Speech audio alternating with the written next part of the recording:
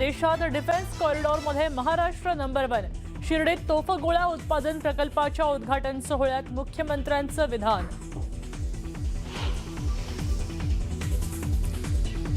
Petrol डिझेलच्या दरामध्ये पुन्हा वाढ। पेट्रोलच्या दरात 87 पैसे तर डिझेलच्या दरामध्ये 91 पैशांची वाढ। गेल्या 10 दिवसात तिसऱ्यांदा दरवाढ।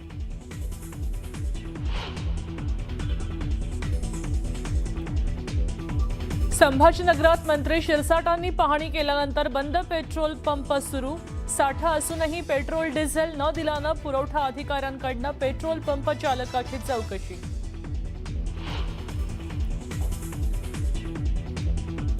विधान परिषद जागा वाटपासाठी भाजप आणि शिवसेनेमध्ये खलबत।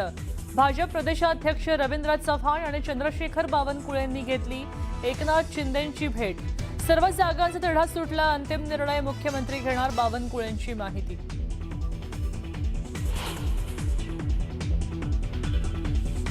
लातूरच्या प्रसिद्ध ट्यूशन एरियाला प्रशासनाचा मोठा दणका। औद्योगिक वसाहतीत सर्व क्लासेस आणि हॉस्टेल बंद करण्याचे आदेश।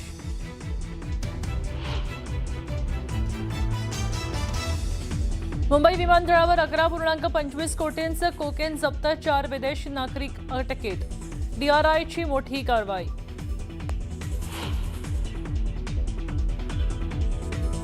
डोंबिवलीत आंतरराष्ट्रीय ड्रग्ज रॅकेटचा पर्दाफाश। 21 नायजेरियन नागरिकांना अटक। पलावा सिटीमधल्या आलिशान सोसायटीत पोलिसांची धडक कारवाई। अनेक पेट्रोल पंपांवर रात्री सुद्धा 2-2, 3-3 किलोमीटरच्या रांगा लागलेल्या पाहायला मिळत आहेत। जळगाव जिल्ह्यातल्या राष्ट्रीय महामार्ग क्रमांक 53 वर असलेल्या पेट्रोल पंपावर रात्रीच्या सुमारास पेट्रोल आणि डिझेलसाठी शेतकऱ्यांच्या वाहनांच्या लांबच लांब रांगा दिसल्या।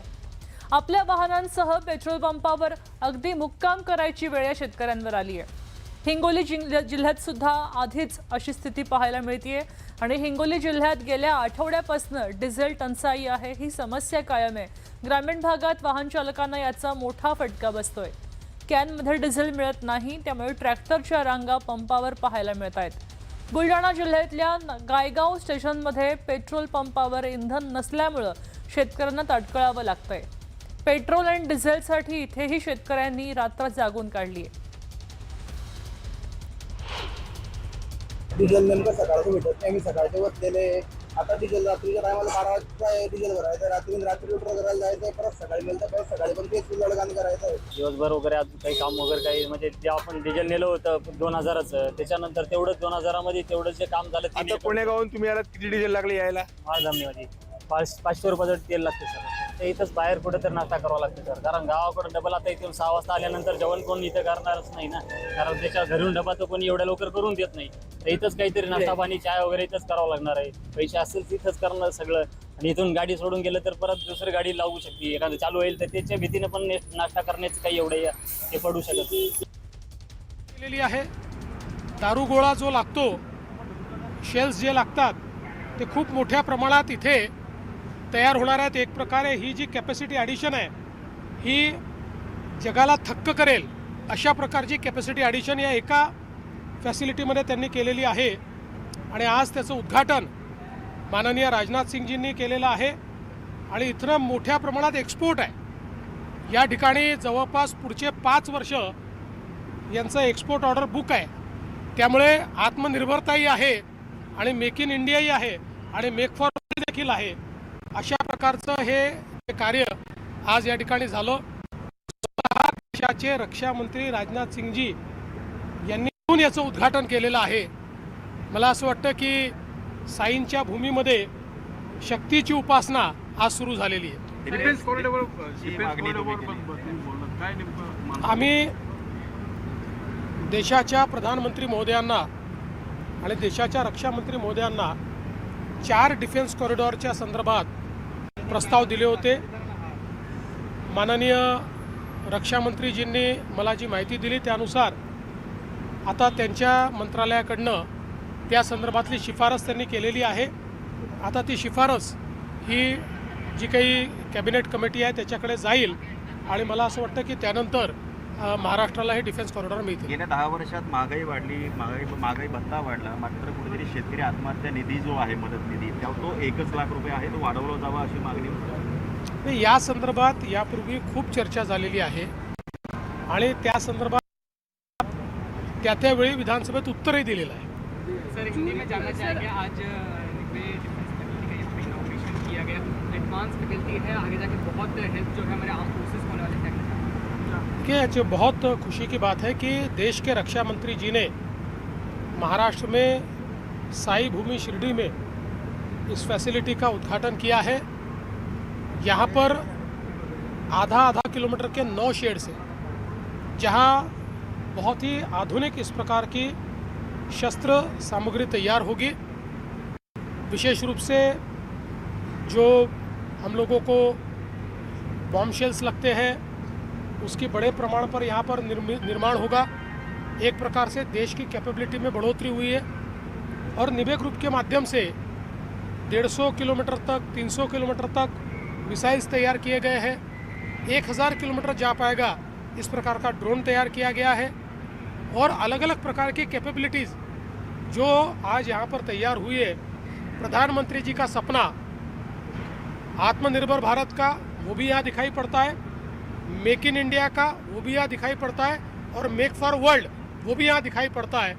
इसलिए मैं निबे जी को बहुत बधाई देता हूँ. सर अजित दिपकेंना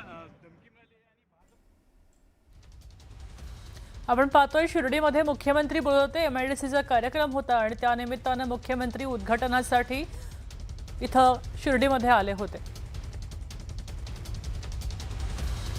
तर इंधन टंचाईमुळे पेट्रोल पंपावर वादात्मक हाणामारीच्या घटना घडत आहेत. जालना जिल्ह्यामध्ये बदनापूर इथे पेट्रोल पंपावर डिझेल वाटपावरनं मोठा वाद झाला. कर्मचारी आणि नागरिकांमध्ये चकमक झाली, शाब्दिक चकमक झाली आणि शेतकरी तासनतास रांगेत अडकल्याचं पाहायला मिळालं. कॅन आणि बॅरल घेऊन आता या शेतकऱ्यांनी इथं ठाण मांडलं होतं. त्यांचा संयम सुटला आणि परिस्थिती तणावपूर्णही झाली.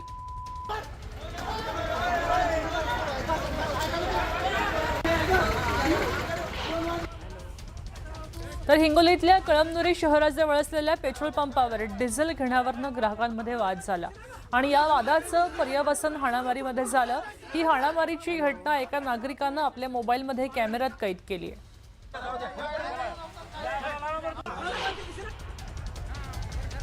हिंगोलीमध्ये डिझेल टंचाईमुळे पेट्रोल पंपावर वादाच्या हाणामारीच्या घटना सतत घडत आहेत. अशीच एक घटना कळमनुरी शहरापासून अगदी काही अंतरावर असलेल्या आराटी परिसरात झाली. इथं पेट्रोल पंपावर नागरिकांनी आधीच मोठी गर्दी केली होती आणि त्यातच डिझेल घेण्याच्या कारणावरून नागरिकांमध्ये वाद झाला आणि वादाचं पर्यवसन तुफान हाणामारीत झालं. नागरिकांमध्ये तुफान हाणामारी झाली, तुंबळ हाणामारी झाली आणि हा व्हिडिओ सध्या समोर आलेला आहे.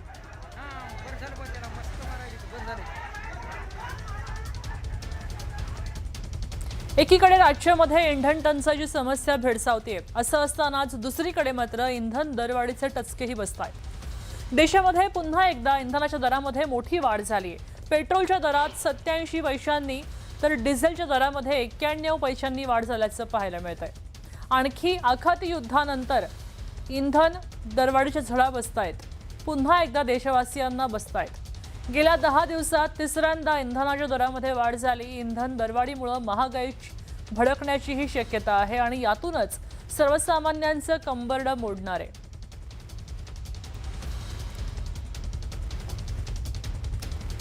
आपण पाहतोय अवघ्या 10 दिवसात तिसऱ्यांदा इंधनात दरवाढ झाली आहे. ती कोणत्या वेळी आपण पाहूया. खरं तर सुरुवातीला पेट्रोलचे दर 3 रुपयांनी वाढले. 15 मेला 2026 मध्ये 3.11 रुपयांनी डिझेल वाढलं. डिझेलमध्ये 0.11ची जास्त वाढ दिसते. त्यानंतर 20 मेला 5 दिवसांनी पेट्रोलमध्ये 86 पैशांची वाढ झाली तर डिझेलमध्ये 83 पैशांची वाढ झाली. त्यानंतर आता आज 23 मे 2026ला पुन्हा पेट्रोल 87 पैशांनी वाढलंय तर डिझेल 91 पैशांनी वाढल्याचं पाहायला मिळतंय.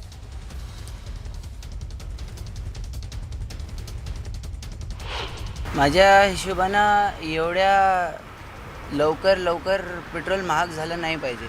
यामुळे जे लोक आहे ज्यांना गाडी रोज चालवा लागते त्यांचं घर चालवासाठी त्यांना खूप त्रास होत आहे. रेट काफ़ी ज़्यादा बढ़ गया है। पहले ही ऑलरेडी इतनी सारी महंगाई है चल रही है और इसमें भी अगर पेट्रोल का दाम बढ़ेगा, ऊपर से ऐसे ख़राब रोडों के साथ हमारी गाड़ी भी ख़राब हो रही है, पेट्रोल के भी दाम बढ़ते जा रहे हैं, अदर सारी चीज़ों में भी इंक्रीमेंट इंक्रीज हर जगह हो रहा है. आम्हाला खूप इश्यूज येतात ट्रान्सपोर्टेशन वापरण्यात, कारण पब्लिक ट्रान्सपोर्टेशनची सोय काही बरी नाही आहे.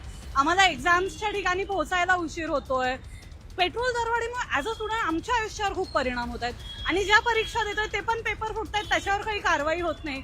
म्हणजे शिकून काही फायदा आहे की नाही हेच आता आम्हाला कळत नाही. मधील काळामध्ये जेव्हा पेट्रोलचे दर कमी पडले होते त्यावेळेस कंपन्यांनी पेट्रोलच्या कंपन्यांनी खूप मोठ्या प्रमाणामध्ये फायदा केलेला आहे आणि हे आपले पेट्रोलियम मंत्र्यांनी सांगितलं होतं. तर आता जर याचे बॅलन्स जर वाढले असतील तर त्यांनी जशा कंपनीने फायदा घेतलेला आहे तसा त्यांनी तोटा बी थोडाफार सहन करावा आणि सामान्य जनतेला दिलासा द्यावा. पण सामान्य नागरिक आहे ज्यांचं दैनंदिन रोजच्या कामावर त्यांचं पोट अवलंबून आहे, त्यांना याचा खूप मोठा परिणाम होतो. सगळे किराणा माल याचे सगळ्याचे दर